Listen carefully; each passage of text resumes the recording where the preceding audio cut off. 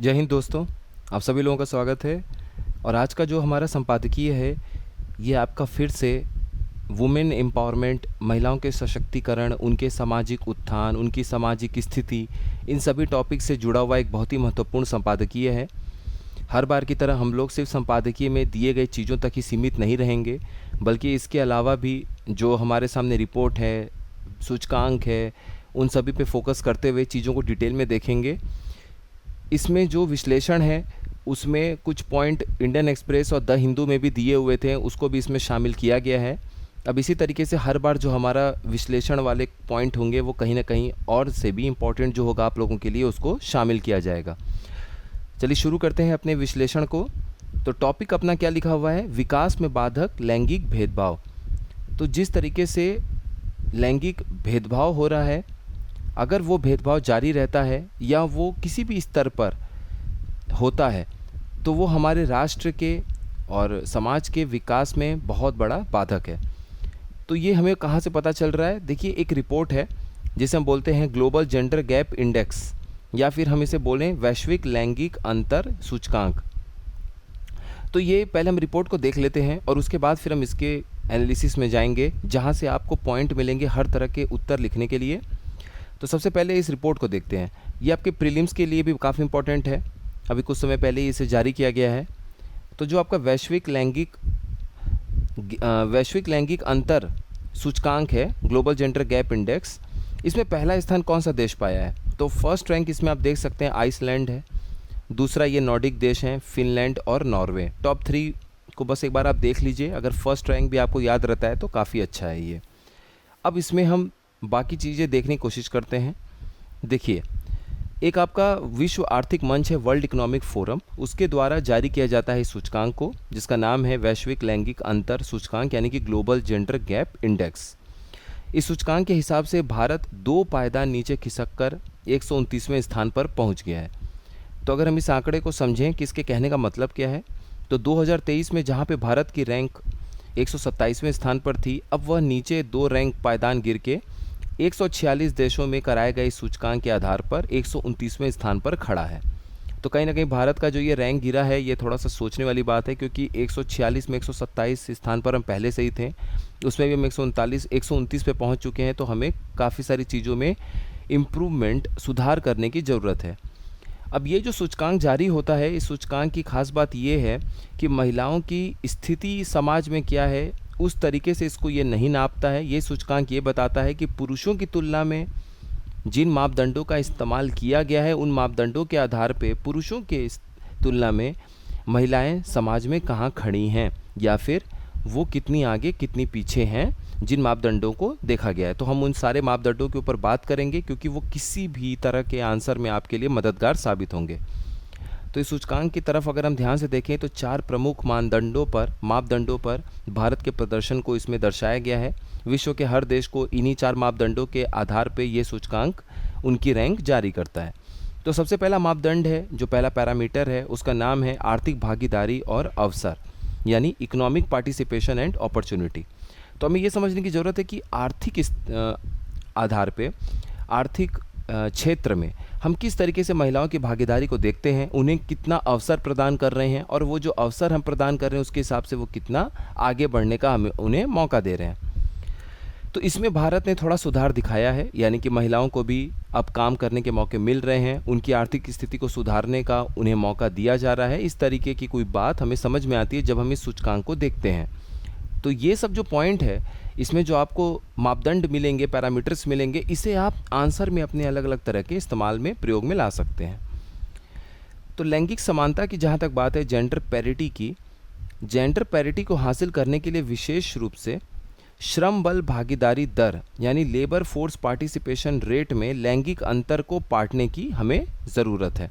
तो इस मापदंड पे अगर हमें काम करना है, हमें जो श्रम बल भागीदारी है, लेबर फोर्स पार्टिसिपेशन है, इसकी दर में सुधार चाहिए, और महिलाओं को ज़्यादा से ज़्यादा कार्यबल में हम देखना चाहें, हम उन्हें देखना चाहते हैं अगर कि वो ज़्यादा से ज़्यादा आर्थिक क्षेत्र में जाके काम करें, अच्छे अच्छे पदों पे जाएं, तो उसके लिए हमें कुछ काम करने होंगे, हमें कुछ इनिशिएटिव लेने पड़ेंगे।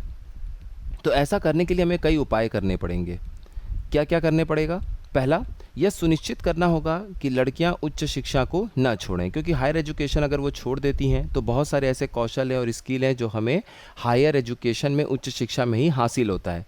तो जाहिर सी बात है कि हम महिलाओं को अच्छे इंडस्ट्रीज़ में, अच्छे बिजनेस में आगे बढ़ते हुए, ग्रो करते हुए नहीं देख पाएंगे। तो हमें ये सुनिश्चित करना पड़ेगा कि लड़कियां उच्च शिक्षा को न छोड़ें। दूसरा हमें कोशिश करना पड़ेगा कि उन्हें कार्य कौशल प्रदान किया जाए, उन्हें भी जॉब स्किल्स प्रदान किया जाए, ताकि वो पुरुषों की तुलना में एक प्रतिस्पर्धा के रूप में शामिल हो सकें। वो भी अपने कौशल, अगर उन्हें हम कौशल प्रदान करते हैं तो वो भी कहीं ना कहीं अपने टैलेंट को दिखा सकें पब्लिक के सामने, लोगों के सामने, इंडस्ट्री के सामने, क्षेत्र के सामने, देश के सामने, समाज के सामने। तीसरा, हमें कार्यस्थल पर सुरक्षा सुनिश्चित करना होगा। आज भी हमें बहुत सारे ऐसे केसेस दिखते हैं जहां पर महिलाएं कार्य को लेके असुरक्षित महसूस करती हैं, जिसकी वजह से बहुत सारी महिलाएं जहां पे अपनी प्रतिभा दिखा सकती थी, वहां पर वो उस कार्य क्षेत्र में सुरक्षा सुनिश्चित नहीं होने की वजह से अपना कार्यबल नहीं दे पाती, अपना आप बोल सकते हैं कि जो उनके अंदर की प्रतिभा है उसे दर्शा नहीं पाती, और वो एक प्रतिस्पर्धात्मक कॉम्पिटिटिव एस्पिरेंट के तौर पे हमें नज़र नहीं आती हैं। वो एक प्रतिस्पर्धा के रूप में पुरुषों को कहीं ना कहीं टक्कर देते हुए नज़र नहीं आती हैं, क्योंकि वहाँ पे वो पहले ही उनके कदम पीछे हट जाते हैं असुरक्षा की भावना के मद्देनज़र। चौथा चीज़ हमें ये बहुत ध्यान देने की ज़रूरत है कि शादी के बाद भी घर के कामों की जिम्मेदारी साझा करके उन्हें नौकरी बनाए रखने में मदद करना होगा। क्योंकि क्या होता है, एक तो बाहर का काम भी संभालना होता है महिलाओं को, फिर घर में आकर भी अगर वो उतने ही प्रेशर और टेंशन से घर के भी कामों को संभालेंगी तो उनके ऊपर डबल हम प्रेशर कहीं ना कहीं थोप रहे होंगे। तो उस सिचुएशन से, उस परिस्थिति से बाहर निकालने के लिए ये ज़रूरी है कि हम घरेलू स्तर पे भी जितना हो सके कार्य करने वाली, ऑफिस जाने वाली जो महिलाएं हैं उनके बोझ को कम कर सकें, उनके साथ मिल बांट के हम घर के काम को भी मिल बांट के हम कर सकें, ताकि उनके ऊपर वो प्रेशर ना पड़े जो ऑफिस से आने के बाद उनको झेलना पड़ता है। तो इन सब चीज़ों से हम ये सुनिश्चित कर पाएंगे कि महिलाएं भी आर्थिक क्षेत्र में अपनी भागीदारी को सुनिश्चित कर पाएँ। जिम्मेदारी साझा करके उनकी नौकरी बनाए रखने में हमें मदद करना होगा। अब दूसरा हम मापदंड देखते हैं। दूसरा मापदंड है राजनीतिक सशक्तिकरण का। इस सूचकांक के हिसाब से तो भारत ने राजनीतिक सशक्तिकरण उप सूचकांक यानी पॉलिटिकल एम्पावरमेंट सब इंडेक्स में बेहतर प्रदर्शन किया है, लेकिन संसद में जो महिलाओं का प्रतिनिधित्व है वो अभी भी काफ़ी कम बना हुआ है। देखिए, नारी शक्ति बिल, अभी जो हाल ही में वुमेन रिजर्वेशन बिल आया, महिलाओं को संसद और विधानसभाओं में आरक्षण देने का जो बिल आया, उसके हिसाब से 1/3 सीट जो है उनके लिए रिजर्व रखनी है, उनके लिए आरक्षित रखनी है। ये बिल अभी लागू होने में समय है। इसको लागू करने के बाद अब 543 सीट जो लोकसभा में इस समय हैं, उसमें कहीं ना कहीं 172-73 महिला सांसद हमें देखने को कम से कम मिलेंगे ही। लेकिन आज के सिचुएशन में और हालात में अगर हम बात करें, हमारे सामने जो आंकड़े आए हुए हैं ताज़ा लोकसभा बनने के बाद, नवनिर्वाचित लोकसभा स्थापित होने के बाद, बनने के बाद, तो हमें बहुत अच्छे आंकड़े देखने को नहीं मिलते हैं। और इसकी पुष्टि के लिए नवनिर्वाचित लोकसभा को अगर हम देखें तो करीब 800 महिला प्रतियोगी मैदान में थीं। तो 800 महिला उम्मीदवार मैदान में थीं लोकसभा चुनाव के लिए। लेकिन संसद में महिला सदस्यों की संख्या 543 सदस्यों में से या सांसदों में से 2019 में जहां पर 78 थी, वहां से अब घटकर 74 हो गई है। तो 78 से बढ़ के महिला सांसदों की संख्या 100 की तरफ नहीं गई, बल्कि 78 से घट के वो 74 हमें नज़र आई है, जिससे हम ये आंकड़ा निकाल सकते हैं कि कुल सदस्यों में महिला सदस्य जो हैं संसद में वो मात्र 13.6% हैं। और हम जो आरक्षण वाले बिल से महिलाओं के लिए भागीदारी सुनिश्चित करना चाहते हैं राजनीतिक क्षेत्र में सांसद या विधायक बनाकर, उसमें हम उन्हें 33% प्रतिनिधित्व देने की बात करते हैं। अभी ये कितना आंकड़ा है? 13.6%। तीसरा जो मापदंड है वो है एजुकेशनल अटेनमेंट कह लीजिए, या फिर शिक्षा का अवसर। अब हम ये देखते हैं कि महिलाओं को शिक्षा का अवसर प्रदान करने में हम आज कहाँ पे खड़े हैं। तो माध्यमिक शिक्षा जो सेकेंडरी एजुकेशन है, उसमें जो दाखिला अगर हम देखेंगे महिलाओं का, लड़कियों का, तो उनका नामांकन या उनके एनरोलमेंट के मामले में लैंगिक समानता जो है, जिसे हम जेंडर पैरिटी कहते हैं, उस मामले में भारत नंबर 1 स्थान पर खड़ा है इस सूचकांक के हिसाब से। तो यानी भारत ने माध्यमिक शिक्षा में महिलाओं का या फिर लड़कियों का जो नामांकन कराया, दाखिला कराया है, वो सबसे बेहतरीन तरीके से कराया है पूरे दुनिया में। ये वाकई सराहना की बात है। हालांकि हमें ये समझना होगा कि जो साक्षरता दर है, लिटरेसी रेट है, उस मामले में हम अभी भी 124वें स्थान पर बने हुए हैं 146 देशों में।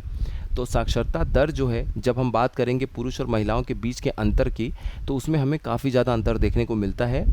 यानी कि आज हम अगर माध्यमिक शिक्षा में लड़कियों को नामांकन दे रहे हैं, उन्हें दाखिला करा रहे हैं, तो ये आंकड़ा साक्षरता दर का कहीं ना कहीं हमें 10 साल 15 साल के बाद बदलता हुआ निश्चित रूप से नज़र आएगा। चौथा जो हमारा स्तंभ है, जिसके ऊपर हमें सूचकांक को रखना है, बात करना है, वो है आपका स्वास्थ्य और उत्तरजीविता उप सूचकांक। यानी उनके स्वास्थ्य के ऊपर हमें बात करना है, हेल्थ और सर्वाइवल के ऊपर बात करना है। इस क्षेत्र में आप इस सूचकांक का ये आप लाइन ले सकते हैं, जिसमें ये लिखा हुआ है कि भारत का स्कोर 0.951 है, जो दर्शाता है कि इस क्षेत्र में 95% लिंग अंतर समाप्त हो गया है। 5% का अंतर अभी भी वो बना हुआ है महिलाओं और पुरुषों के बीच में, जहाँ तक स्वास्थ्य और देखभाल की बात है। तो हम काफ़ी हद तक उस स्वास्थ्य के क्षेत्र में महिला और पुरुषों के बीच में जो अंतर था, उसको पाटने में हम काफ़ी हद तक कामयाब हुए हैं। अब ज़रूरी है कि जो अंतर अभी भी बचा हुआ है, हम उसके ऊपर काम करें और स्वास्थ्य के क्षेत्र में महिलाओं और पुरुषों की देखभाल के बीच में जो भी अंतर आ रहा है, उसे पूरी तरीके से पाट सकें। अब देखिए, यहाँ पर आपको ध्यान देने वाली बात यह है, जो आपके प्रीलिम्स में बिल्कुल पूछा जा सकता है, कि इन 4 उप सूचकांकों में से प्रत्येक पर और साथ ही समग्र सूचकांकों पर सूचकांक 0 तथा 0 मतलब 0 तथा 1 के बीच स्कोर प्रदान किया जाता है। तो अगर जहां 1 आपको पूर्ण लैंगिक समानता दिखाता है, वहीं 0 जो है वो पूर्ण असमानता की स्थिति को दिखाता है। तो इस अंक से भी आप समझ सकते हैं, जितना आप 1 के करीब रहेंगे, 0.95, 0.99, उसको प्रतिशत में जब बदलेंगे तो कितना होगा, 95%, 99%। तो इससे हमें समझ में क्या आ रहा है? इससे हमें समझ में ये आ रहा है कि अगर हम 1 नंबर के करीब इस सूचकांक के हिसाब से जाएंगे, तो यानी कि हम लैंगिक समानता की तरफ बढ़ रहे हैं। जितना हम 0 की तरफ अंकों को पाएंगे, उससे हमें ये समझ में आएगा कि लैंगिक असमानता उस क्षेत्र में बहुत ज़्यादा फैली हुई है। इसको याद रखिएगा प्रीलिम्स के लिए। चलिए अब हम लोग विश्लेषण देखते हैं, क्योंकि हमने सूचकांक को लेके काफ़ी ज़्यादा बात कर ली। आज के प्रगतिशील दौर में भी अगर महिलाओं को कार्यस्थल पर भेदभाव का सामना करना पड़ रहा है, तो ये बड़ा ही सोचने की ज़रूरत है, चिंता की बात है। इसलिए उन्हें ज़रूरी सुरक्षा व्यवस्था उपलब्ध कराना अति आवश्यक है, जिससे न केवल हम उनके कार्यबल को बढ़ा सकते हैं, उनके मनोबल को ऊंचा कर सकते हैं, उनके आर्थिक भागीदारी को सुनिश्चित कर सकते हैं, बल्कि उनके आत्मबल को भी हम बढ़ा सकते हैं।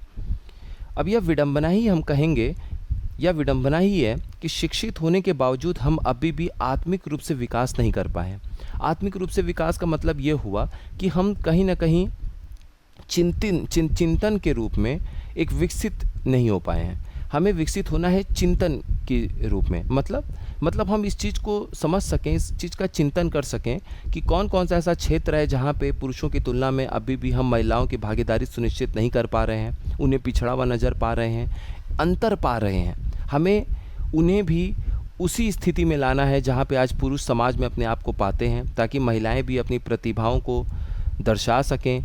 वो जिस क्षेत्र में आगे बढ़ के अपने परिवार, देश, समाज और ख़ुद का नाम रोशन कर पाएँ, वहाँ उनको वो मौका प्रदान कर पाएँ। ये सब चीज़ों के लिए जो चिंतन है, वो हमें अभी भी पूरी तरह से हमारे अंदर विकसित नहीं हुआ है। जो पैट्रियार्कल सोसाइटी है अभी हमारा, यानी पितृसत्तात्मक समाज है, उसमें लड़कियों को कई चुनौतियों का सामना करना पड़ता है। ठीक है, आप कई और कड़ी दोनों शब्द यूज़ कर सकते हैं, अच्छा लगेगा देखने में भी। अब ये चुनौतियाँ क्या हैं? ये चुनौतियाँ काफ़ी सारी हैं। जैसे मान लीजिए कि एग्ज़ाम कभी लेट होता है, देर होता है, या फिर परीक्षा की तैयारी चलती है, तो पुरुषों को तो आप बिल्कुल मौका दे रहे हैं, लड़कों को आप मौका दे रहे हैं, उनके साथ खड़े हैं, नंबर ऑफ़ अटैम्प्ट वो कितना भी दे रहे हैं, लेकिन 2-3 अटैम्प्ट के बाद बहुत सारी लड़कियों को उनके घर वाले जवाब देने लगते हैं कि तुम्हारे अंदर वो प्रतिभा नहीं है, वो कोसने लगते हैं, जिससे कि उनका आत्मबल खुद गिर जाता है। या फिर जितना मौका वो लड़कों को दिया गया है वो शायद लड़कियों को मौका ना दे के उनकी शादी करा दी जाती है। तो इस तरह की बहुत सारी चुनौतियाँ हैं जिससे लड़कियों को जूझना पड़ता है। इसलिए शिक्षा ग्रहण करके समाज के हर वर्ग के उत्थान में उसका उपयोग करना ही सच्ची प्रगतिशीलता है। न केवल डिग्री पाने के बाद ही हम अपने आप को शिक्षित और प्रगतिशील समाज का दर्जा दे दें। हमें चिंतन विकसित करने वाला इंसान बनना है। शिक्षा ग्रहण करने के बाद हर एक वर्ग को उत्थान में हम अपने शिक्षा का अगर प्रयोग कर पा रहे हैं, हर एक वर्ग को उत्थान करने में, उसकी मदद करने में, उसे आगे बढ़ाने में, तो हम सच में प्रगतिशीलता की तरफ अग्रसर होंगे। महिलाओं को दरकिनार करने की जो आर्थिक कीमत है वो भी हमें चुकानी पड़ती है। ये कैसे हम बोल सकते हैं, इस पे भी कुछ आंकड़े हैं अच्छे संस्थानों के, उसे भी देखने की ज़रूरत है।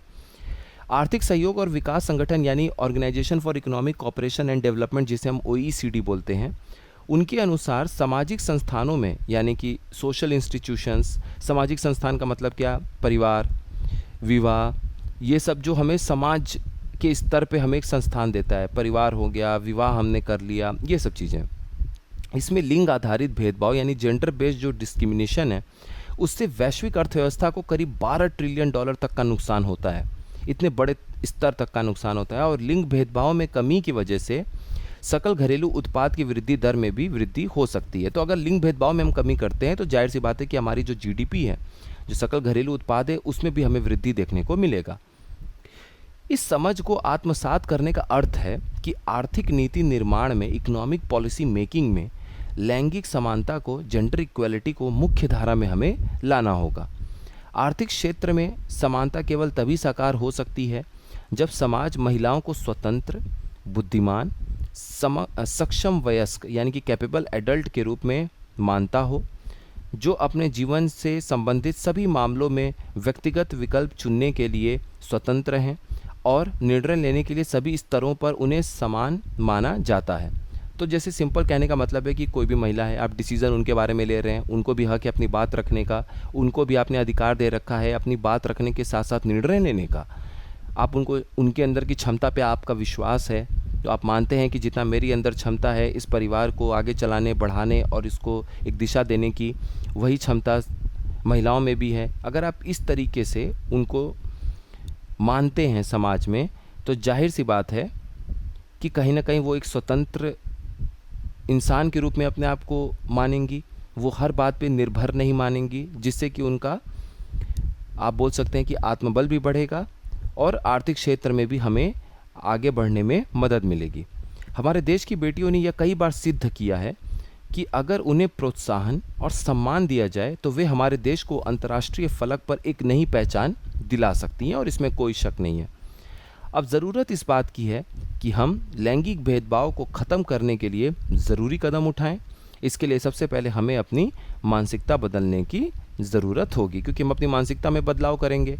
जैसा कि हम एथिक्स GS 4 में भी पढ़ते हैं, वहाँ से भी आप इसको जोड़ सकते हैं एटीट्यूड से, कि हम अपने अगर एटीट्यूड को बेहतर बनाएंगे, अपनी मानसिकता को बेहतर बनाएंगे, तो हमारे जो डिसीजंस होंगे, निर्णय होंगे, जो हमारा बिहेवियर होगा, जो हमारा आचरण होगा, उसमें भी आपको बदलाव नज़र आएगा।